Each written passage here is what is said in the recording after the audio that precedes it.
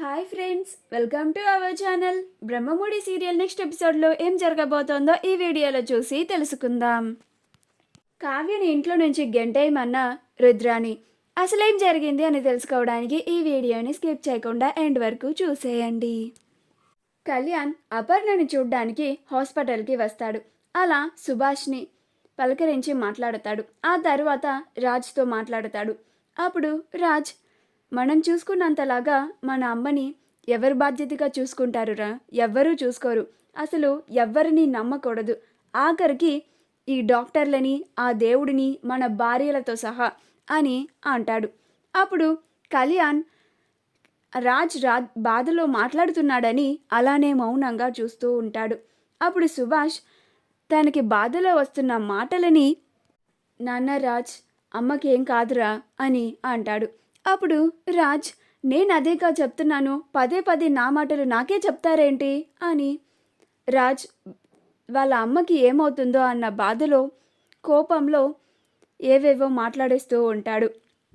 దుగ్గిరాల కుటుంబం అంతా ఇంటికి వెళ్ళగానే ఎవరికాళ్ళు అపర్ణకి ఏమవుతుందో అని చాలా కంగారు పడుతూ బాధపడుతూ ఉంటారు. కానీ రుద్రాని రాహుల్ మాత్రం అపర్ణ ఎప్పుడు చనిపోతుందా, ఆ వార్త ఎప్పుడు ఇందామా అని ఎదురు చూస్తూ ఉంటారు. కళ్ళ ముందు కుటుంబం అంతా బాధపడుతుంటే రుద్రాని ఇది కదరా నేను కోరుకుంది అని ఆనందపడుతూ ఉంటుంది. అప్పుడు రాహుల్ జరిగిన దానికి కావ్యని రాజ్ అస్సలు క్షమించడు మమ్మీ. ఈ టైంలోనే మనం కావ్యని ఇంట్లో నుంచి గెంటించేసేలాగా చేయాలి అని అంటాడు. అప్పుడు రుద్రాని, అది నేను చూసుకుంటాను కదా, కావ్య నిర్లక్ష్యం వల్లే అపర్ణకి ఇలా జరిగిందని రాజ్ అనుకుంటున్నాడు. అందుకే రాజ్ కావ్య పైన అంతలాగా కోప్పడుతున్నాడు. ఈ టైంలో నేను రాజ్కి కావ్యని గెంటేయచ్చు కదా అని రెచ్చగొడతాను. అప్పుడు రాజ్ కోపంలో కావ్యని గెంటేస్తాడు. అప్పుడు మనకి ఒక దెబ్బకి రెండు పిట్టలు. అటు అపర్ణ చావు బతుకుల్లో ఉంది, ఇటు కావ్య ఇంట్లో నుంచి వెళ్ళిపోతుంది. ఇక ఇంట్లో ఉన్న వాళ్ళంతా చిన్న పిట్టలు. వాళ్ళని ఊరికే ఇంట్లో నుంచి ఎగిరిపోయేలాగా చేయొచ్చు. ఇంకా అంతా మన రాజ్యమేరా అని అంటుంది. అప్పుడు రాహుల్, అవును మమ్మీ, ఊహించుకుంటుంటేనే ఆ ఊహ ఎంత బాగుందో అని అంటాడు. అపర్ణ గురించి బాధపడుతూ ఇంట్లో ఒక్కరు కూడా భోజనం చేయరు. అప్పుడు రుద్రాని, ఏంట్రా, నాకు చాలా ఆకలిగా ఉంది, వీళ్ళేమో భోజనం చేయడం లేదు, వీళ్ళు తినకుండా మనం తింటే అస్సలు బాగోదు, రాహుల్ నువ్వే ఏదో ఒకటి చేయరా అని అంటుంది. అప్పుడు రాహుల్, వీళ్ళందరికీ తెలియకుండా ఫుడ్ ఆర్డర్ ఇందాకే పెట్టేశాను మమ్మీ, వస్తుంది, మనం సైలెంట్గా మన రూమ్లోకి వెళ్ళి తినేద్దాం అని అంటాడు. అప్పుడు రుద్రాని, నా కొడుకు అనిపించుకున్నావురా నువ్వు అని అంటుంది. హాస్పిటల్లో సుభాష్, రాజ్, కళ్యాణ్లు ముగ్గురు ఉంటారు. కళ్యాణ్ రాజ్ దగ్గరే ఉంటాడు. సుభాష్ తను విడిగా ఉండి బాధపడుతూ ఉంటాడు. రాజ్ అద్దంలో నుంచి వాళ్ళ అమ్మని చూస్తూనే ఉంటాడు. డాక్టర్ గారు ఒకసారి అపర్ణని చెక్ చేయడానికి వస్తారు. అలా డాక్టర్ గారు లోపలికి వెళ్ళి అపర్ణని చెక్ చేసి రిటర్న్ రాగానే రాజ్, డాక్టర్ గారు, ఇప్పుడు మా అమ్మకి ఎలా ఉంది, మా అమ్మకి స్పృహ వచ్చిందా, కోమాలోంచి బయటికి వచ్చిందా అని అడుగుతూ ఉంటాడు. అప్పుడు డాక్టర్ గారు, ఆవిడ ఇంకా మా మెడిసిన్కి రెస్పాండ్ అవ్వడం లేదు, మేము ఇప్పుడే ఏమీ చెప్పలేము, ఆవిడ ఎప్పుడు కోమాలోంచి బయటికి వస్తుందో కూడా మేము అస్సలు చెప్పలేము అని అంటుంది. అప్పుడు రాజ్, అసలు మీరు నిజంగానే డాక్టరా, ఎంబీబీఎస్ చదివారా అని అంటాడు. అప్పుడు సుభాష్, రే నాన్న రాజ్ అని రాజ్ని ఆపుతాడు. అప్పుడు రాజ్, ప్లీజ్ డాడీ నన్ను ఆపకండి, మా అమ్మ కోమాలో ఉంటే ఆవిడ మీ మెడిసిన్కి రెస్పాండ్ అవ్వట్లేదు, ఎప్పుడు కోమాలోంచి బయటకు వస్తుందో కూడా చెప్పలేమంటున్నారేంటి, ఇంక మీరు ఎందుకున్నారు అని నిలదీసి అడుగుతూ ఉంటాడు. అప్పుడు డాక్టర్ గారు సీరియస్గా రాజ్ వైపు చూస్తూ ఉంటారు. అప్పుడు సుభాష్, ప్లీజ్ డాక్టర్ గారు, వాడు వాళ్ళ అమ్మకి ఏమన్నా అవుతుందన్న బాధలో ఏంటేంటో మాట్లాడేస్తున్నాడు, సారీ అని అంటాడు. అప్పుడు డాక్టర్ గారు, ఓకే, అని అక్కడి నుంచి వెళ్ళిపోతారు. అప్పుడు కళ్యాణ్, ఏంటన్నయ్య నువ్వు డాక్టర్ గారిని అంత మాట అనేసావు అని అంటాడు.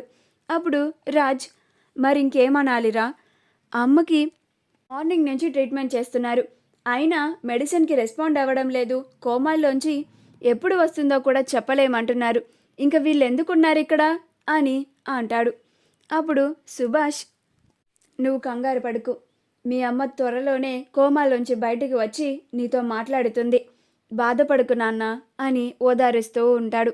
అప్పుడు రాజ్, డాడీ, మమ్మీ డాడీ అని బాధపడుతూ ఉంటాడు. ఈలోగా నర్సు వచ్చి, ఇక్కడ మీరెవ్వరూ ఉండకూడదు, ఆవిడ కోమాలో ఉన్నారు కదా, ఆవిడ నుంచి ఏ రెస్పాన్స్ వచ్చినా కానీ, ఆవిడ కోమాలోంచి బయటకు వచ్చినా కానీ మేము వెంటనే మీకు కాల్ చేస్తాం, మీరు ఇక్కడ నుంచి వెళ్ళిపోండి అని అంటారు. అప్పుడు రాజ్, నేను ఇక్కడే ఉంటాను, నేను ఇక్కడ నుంచి ఎందుకు వెళ్ళాలి అని అరుస్తూ ఉంటే సుభాష్, కళ్యాణ్లు ఇద్దరూ రాజ్ని అక్కడి నుంచి తీసుకొచ్చేస్తారు. కళ్యాణ్ వాళ్ళ ఇంటికి వెళ్ళిపోతాడు. సుభాష్ రాజ్ని తీసుకొని ఇంటికి వస్తాడు. రాజ్ ఇంటికి రాగానే కావ్యని చూసి, అసలు నువ్వు, నీ వల్లే ఇదంతా జరిగింది అని కావ్య పైన విరుచుకు పడుతూ ఉంటాడు. అప్పుడు ఇందిరాదేవి, ధాన్యలక్ష్మిలు ఆపడానికి ప్రయత్నిస్తున్నా కానీ రాజ్ అస్సలు ఆగడు. అసలు నువ్వు మా అమ్మని చూసుకోవడానికి ఇంట్లో ఉంచితే ఎక్కడికి వెళ్ళావు అని అంటాడు. అప్పుడు కావ్య, ఆఫీసులో ఏదో ఫ్రాడ్ జరుగుతుందని అక్కడికి వెళ్ళానండి అని అంటుంది. అప్పుడు రాజ్, ఏదైనా ఫ్రాడ్ జరిగితే నాకు కదా కాల్ రావాల్సింది అని అంటాడు. అప్పుడు కావ్య, లేదండి, నేను అదే క్వశ్చన్ వాళ్ళని అడిగాను, కానీ మీకు కాల్ చేస్తుంటే మీరు లిఫ్ట్ చేయలేదు అని అన్నారు, అందుకే నాకు కాల్ చేశారన్నారు, నేను వెళ్ళకపోతే మన కంపెనీకి చాలా లాస్ వస్తుంది అని చెప్పి వెళ్ళానండి అని అంటుంది. అప్పుడు రాజ్, మై ఫుట్, ఎంత లాస్ వస్తే నీకెందుకు, ఈ మనిషి కన్నా ఏమీ ఎక్కువ కాదు కదా, అలా అని చెప్పి ఒంట్లో బాగోని మా అమ్మని ఒక్కదాన్ని ఇంట్లో వదిలేసి ఆఫీస్కి వెళ్తావా, ఇప్పుడు నువ్వు ఇంట్లో పక్కనే లేవు, మా అమ్మకి ఇంత జరిగినా కానీ అలాంటి పరిస్థితుల్లో కూడా నాకు కాల్ చేసింది కాబట్టి సరిపోయింది, లేకపోతే ఇంకా పరిస్థితి ఎంతవరకు వచ్చేదో, ఇప్పుడే చెప్తున్నాను, జరగరాందేమైనా జరగాలి, నిన్ను జీవితంలో క్షమించను కళావతి అని అంటాడు. అప్పుడు రుద్రాణి, ఇదే దొరికింది కదా సందు అని, ఏదో ఒకటి జరిగేదాకా ఎందుకు రాజ్, ఈ దరిద్రాన్ని అప్పటి వరకు ఇంట్లో ఉంచుతావా ఏంటి, ఈ దరిద్రాన్ని ఇప్పుడే గెంటేయి అని అంటుంది. అప్పుడు ఇందిరాదేవి, రుద్రాణి, వాడు అసలే కోపంలో ఉంటే ఇంకా రెచ్చగొడుతున్నావేంటి, నోరు మూయ్ అని అంటుంది. మా వీడియో కనుక మీకు నచ్చినట్లయితే లైక్ చేయండి, షేర్ చేయండి, మా ఛానల్ని సబ్స్క్రైబ్ చేసుకోండి.